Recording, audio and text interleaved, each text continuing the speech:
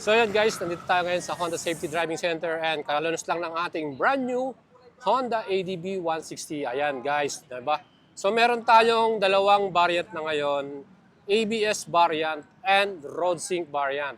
So pakita muna natin sa inyo yung mga road sync variant nila. Ito, meron tayong matte pearl crater white. Ayan, matte crater white. So color white siya, matte color. Ayan, and then meron din tayong quartz brown metallic ang ating road sync version. So dalawang kulay lang ang ating road sync. Wow. Brown Nice. and white.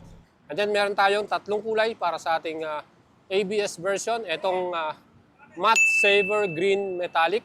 Matte saver green metallic, color green siya. And meron din tayong glossy or pearl padeless white. Pearl padeless white ang color na to. And ang pinaka-last na color, itong color black na matte gunpowder black metallic. To give you the update, ang presyo po ng ating ABS version is 167,400. So nag-add lang sila ng 500 pesos sa ating old model.